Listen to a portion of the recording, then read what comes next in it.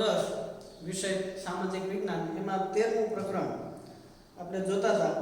છેલ્લે ગયા લેક્ચરની અંદર ગયા પીરિયડની અંદર છે એ આપણે તાંબુ ગાળણ, રસાયણ ઉદ્યોગ, રાસાયણિક ખાતરનો ઉદ્યોગ, પ્લાસ્ટિક ઉદ્યોગ, સિમેન્ટ ઉદ્યોગ, પરિવહનના ઉપકરણો, એની અંદર રેલવે, સડક વાહનો, જહાજ બાંધકામ, આ બધી ચર્ચા કરી હતી. આજે આગળ જોઈએ તો એની અંદર છે ઇલેક્ટ્રોનિક ઉદ્યોગ.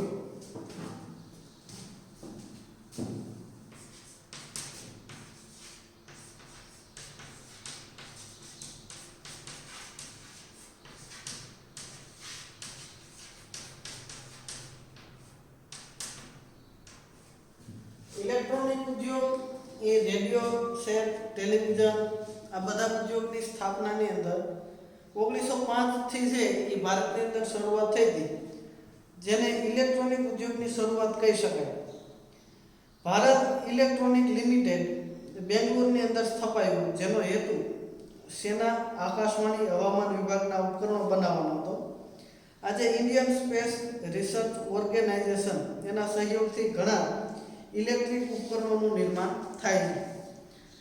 આ ઉદ્યોગ સામાન્ય લોકોના જીવનની અંદર તથા દેશના અર્થતંત્રની અંદર લોકોની જીવનશૈલીમાં ઘણું પરિવર્તન કર્યું. કોમ્પ્યુટરમાં હાર્ડવેર અને સોફ્ટવેર ક્ષેત્રે ભારતે ઘણી પ્રગતિ કરી છે. એટલે બેંગ્લોરને આ ઉદ્યોગની રાજધાની ગણવામાં આવી, જેને સિલિકોન વેલી તરીકે ઓળખવામાં આવે છે.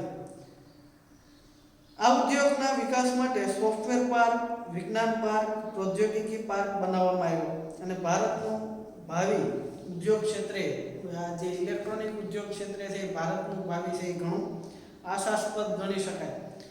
ભારતે છે એ સોફ્ટવેરની અંદર ઘણી બધી પ્રગતિ કરી છે. પશ્ચિમના દેશો એવું માને છે કે ભારતની અંદર એમાં ખાસ કરીને ગુજરાતની અંદર કે દરેક ઘરે ઘરે એક સોફ્ટવેર એન્જિનિયર છે, બરાબર. અને ભારતના ઘણા બધા લોકો સોફ્ટવેરની અંદર છે એ આગળ પડતું સ્થાન ધરાવે, વિવિધ પ્રકારના સોફ્ટવેર બનાવે. તો આનેથી છે ઘણી બધી આપણને ઉપયોગી એવી ચીજો અને વિવિધ વસ્તુઓ મળે.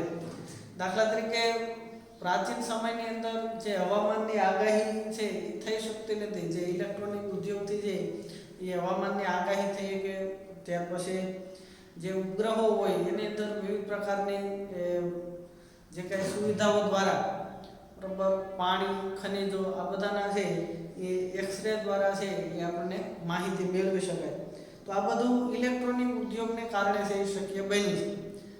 ત્યાર પછી મોબાઈલની અંદર જે વિવિધ પ્રકારના જે મેપ આવે અને તાત્કાલિક જે આપણને જે તે સ્થળની માહિતી મળે, ત્યાર પછી સમાચાર મળે, બરાબર, લાઈવ માહિતી મળે. તો આ બધું છે ઇલેક્ટ્રોનિક ઉદ્યોગને કારણે મળી શકે. ત્યાર પછી આ બધા ઉદ્યોગને કારણે જે પર્યાવરણ ઉપર એની અવળી અસર થઈ તો એને પર્યાવરણ અતિક્રમણ તરીકે ઓળખવામાં આવે. તો અત્યારે આ મુદ્દો છે એ અગત્યનો ગણી શકાય.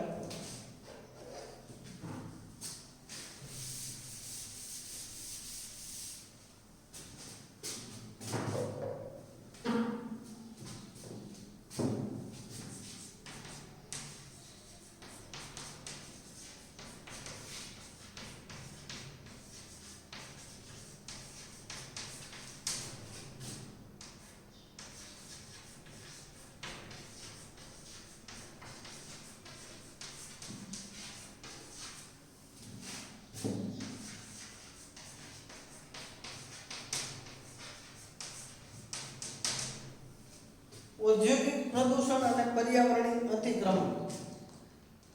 હવે પ્રદૂષણ એટલે શું? તો કે પર્યાવરણ છે, કુદરત છે એ એક પ્રકારનું ખાળ કુંડી કહી શકાય કે આપણા દ્વારા જે કંઈ ઉત્પાદિત થયેલો કચરો હોય એ પર્યાવરણ સ્વીકારે, ટૂંકમાં એ સડી જાય, પર્યાવરણના વિવિધ ભાગોની અંદર ભળી જાય. દાખલા તરીકે કાગળ હોય તો કાગળ છે એ સડી જાય, બરાબર, જમીનની અંદર ભળી જાય. લાકડું હોય તો એ પણ ભળી જાય, કારણ તો કે એ શેમાંથી બન્યું હતું? જમીનમાંથી બન્યું હતું, બરાબર. લાકડું હોય, વૃક્ષનું બીજ વાવો તો બીજમાંથી છે અંકુરણ નીકળે અને એમાં છોડ થાય ને વૃક્ષ થાય, પણ એને પોષણ ક્યાંથી મેળવ્યું? જમીનમાંથી. તો એ જમીનમાંથી બન્યો ને જમીનમાં ભળી ગયું તો સડી જાય. પણ પ્લાસ્ટિક છે તો કે પ્લાસ્ટિક છે એ માણસે બનાવ્યું, બરાબર, કૃત્રિમ રીતે સર્જન કર્યું, તો એ જમીનમાં ભળતું નથી, સડતું નથી. પછી તો કે એ જેમ જેમ એ પ્લાસ્ટિક વધતું જાય અને પર્યાવરણની અંદર જે કાંઈ વિવિધ જે ચક્રો ચાલતા હોય, જળ ચક્ર, કાર્બન ચક્ર, નાઇટ્રોજન ચક્ર, એ બધાની અંદર છે એ પ્લાસ્ટિક નડતરરૂપ બને. અને એ જ્યાં હોય ત્યાં નડતરરૂપ બને એનો મતલબ એ પ્રદૂષણ કહેવાય.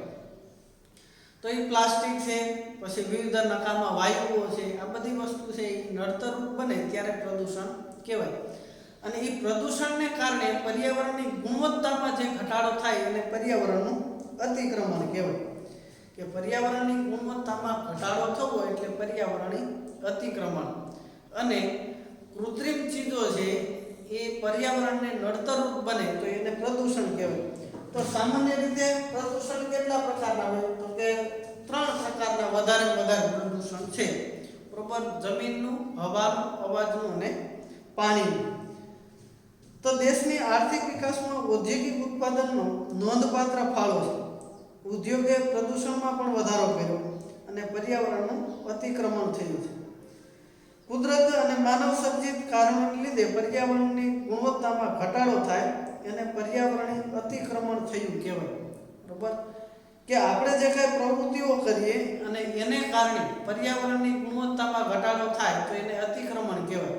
આને પહેલા 8મા પાઠની અંદર હતું, બરોબર, કુદરતી સંસાધનો, જમીનવાળો પાઠ, કે ભાઈ જમીનની ગુણવત્તામાં ઘટાડો થાય એને જમીનનું અતિક્રમણ કહેવાય.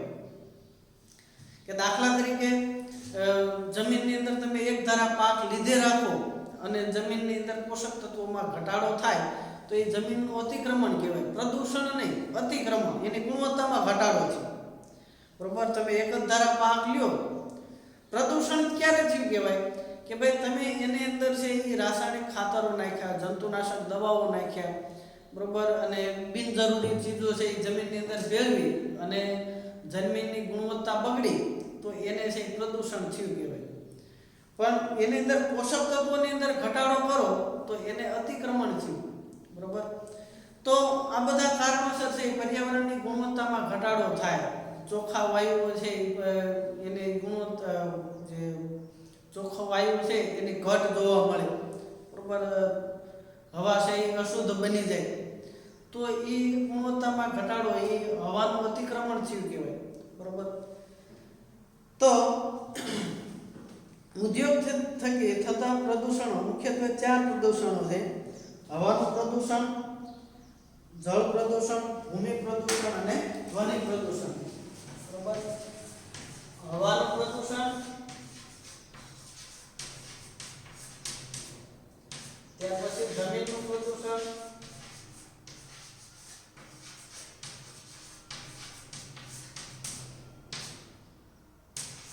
જળ પ્રદૂષણ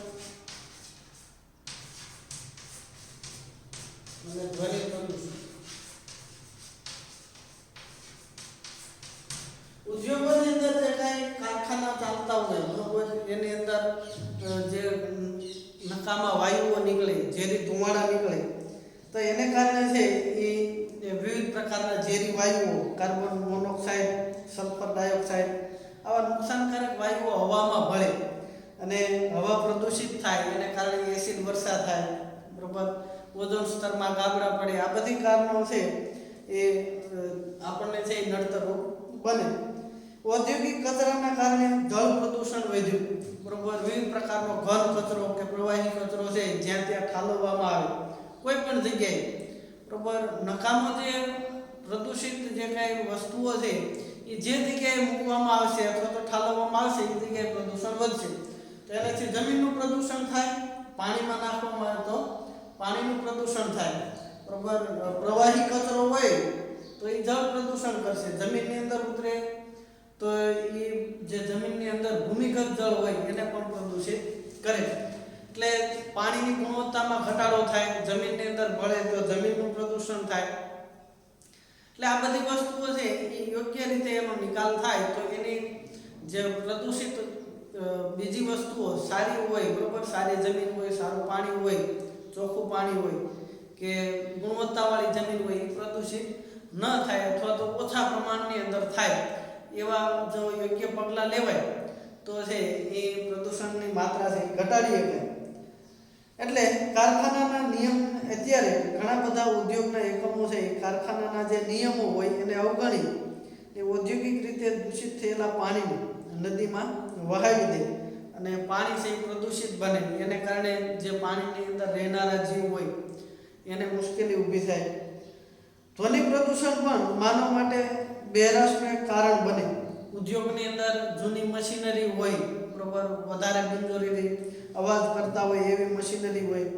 પરિવહનના સાધનોને કારણે અવાજનું પ્રદૂષણ વધે. અતિશય ઘોંઘાટને કારણે મનુષ્ય માનસિક તાણ અનુભવે બરોબર. અમુક સમય માટે બેરો અથવા તો કાયમી બેરાશ છે એ આવી જાય.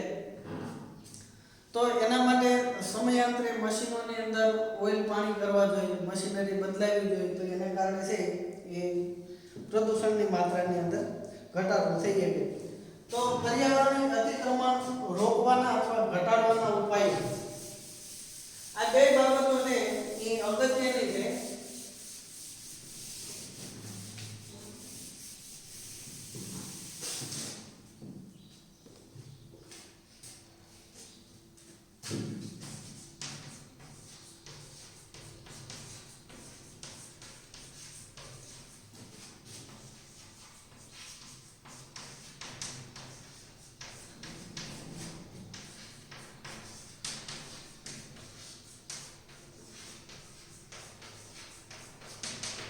પર્યાવરણીય અતિક્રમણ રોકવાના ઉપાયો, તો એના માટે સૌથી પહેલા શું કરવું જોઈએ રોકવા માટે?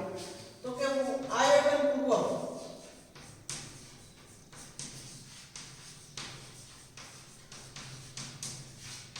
ઉદ્યોગોના સ્થાન નક્કી કરવા. એવી જગ્યાએ નક્કી કરવા જોઈએ કે જેને કારણે પ્રદૂષણ છે એ ઓછામાં ઓછું નડતર થાય બરોબર. કે ભાઈ જે ચોખ્ખું પાણી હોય બરોબર, ફળદ્રુપ જમીનો હોય, માનવ વસાહત હોય, તો એનાથી દૂર ઉદ્યોગો સ્થાપવા જોઈએ કે જેને કારણે આયોજનપૂર્વક ઉદ્યોગોનો વિકાસ છે એ કરવો જોઈએ. કે ભાઈ વસાહતોથી દૂર હોય, ધ્વનિ પ્રદૂષણ માણસોને નડે નહીં બરોબર. જમીનને નુકસાનકારક ઉદ્યોગ હોય તો એ જમીન જે ફળદ્રુપ જમીન હોય એની જગ્યાએ છે એ બિન ફળદ્રુપ જમીનની અંદર જો એ ઉદ્યોગ સ્થપાય તો જમીનને નડતર ઓછું થાય. તો એનાથી પ્રદૂષણની માત્રા ઘટાડી શકાય. ત્યાર પછી ઉપકરણો હોય એની અંદર ઈંધણ છે એ યોગ્ય ઈંધણ વાપરવું જોઈએ.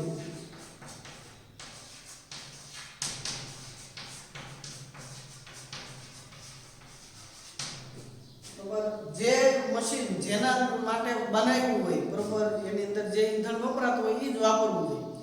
દાખલા તરીકે આપણી પાસે મોટરસાયકલ હોય તો એમાં પેટ્રોલ ચાલુ હોય તો પેટ્રોલ જ એની અંદર નાખવું જોઈએ બરોબર. કેરોસીન નાખીને ચલાવાય નહીં.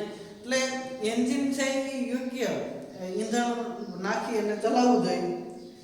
એટલે પસંદગી દ્વારા પણ પ્રદૂષણ ઓછું કરી શકાય બરોબર. ઈંધણની યોગ્ય પસંદગી કરવી જોઈએ કે જે ડીઝલ એમાં ચાલતું હોય તો ડીઝલ જ એની અંદર ભેળસેળ કરી અને સસ્તું ઈંધણ વાપરવું કે એવું કરાય નહીં. જેમ નહીંતર એ શું થાય કે પ્રદૂષણમાં વધારો થાય. ત્યાર પછી જે ઉત્સર્જિત જે વાયુઓ હોય બરોબર, ચીમની હોય, તો એની અંદર છે એ ફિલ્ટર, સ્ક્રબર, પ્રેસિપિટેટર્સ આ બધા દ્વારા નિયંત્રિત કરી શકાય. તો કે પ્રદૂષિત વાયુને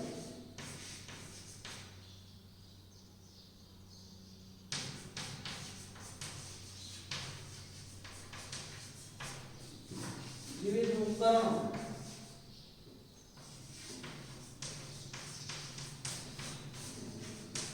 દ્વારા શુદ્ધ કરવા. એની જે ચીમની હોય એની અંદર ફિલ્ટર થાય એવા મશીનરીઓ અથવા તો એવા ઉપકરણો લગાડવા જોઈએ જેને કારણે છે એ ધુમાડા કે જે નકામા વાયુ હોય એનું વધુમાં વધુ શું કહેવાય કે અલગ અલગ વિઘટન કરી નાખે કે જેને કારણે છે એ ઓછામાં ઓછું નુકસાન કરે. ત્યાર પછી ઉદ્યોગોના પ્રદૂષિત પાણીને નદીમાં છોડતા પહેલા છે એ શુદ્ધિકરણ કરવું જોઈએ, બરોબર, તો જળ પ્રદૂષણ નિવારી શકાય.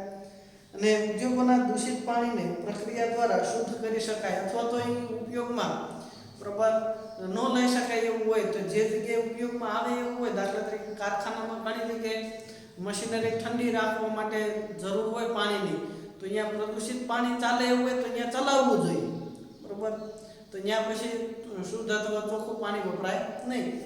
તો એવી રીતે છે એ વૈકલ્પિક ઉપયોગો દ્વારા છે એ પ્રદૂષણ પણ ઘટાડી શકાય અને બિનજરૂરી પાણીનો વેડફાટ પણ અટકે. તો અહીંયા પ્રકરણ પૂરું થાય છે. હોમવર્કની અંદર આ છેલ્લે જે પાના નંબર 110 ઉપર ઔદ્યોગિક પ્રદૂષણ અને પર્યાવરણ અતિક્રમણ, આ જે બે મુદ્દા છે છેલ્લા, એ બે મુદ્દા લખવાના છે. ત્યાર પછી પાકી બુકની અંદર સવિસ્તર ઉત્તર લખો. એની અંદર પહેલા 4 પ્રશ્નો: ખાંડ અને ખાંડસરીના કારખાના ક્યાં સ્થપાયા, શા માટે? બીજો પ્રશ્ન, લોખંડ પોલાદ ઉદ્યોગ વિશે ટૂંક નોંધ લખો. ઉદ્યોગોના મહત્વ ઉપર ટૂંક નોંધ લખો. ચોથું, સુતરાઉ કાપડ વિશે નોંધ લખો. અને બીજો પ્રશ્ન છે કે ઉત્તર મુદ્દાસર લખો. એમાં પહેલો, પર્યાવરણ અતિક્રમણ રોકવાના ઉપાયો, બરોબર. આ 5 પ્રશ્નો છે એ તમારે લખવાના છે. સવિસ્તર ઉત્તર લખો એમાં 4, પછી નીચેનો એટલે ટૂંકમાં પહેલા 5 પ્રશ્નો, બરોબર, 1 2 3 4 અને 5, એ 5 પ્રશ્નો લખવાના અને 5 MCQ, બરોબર. બસ.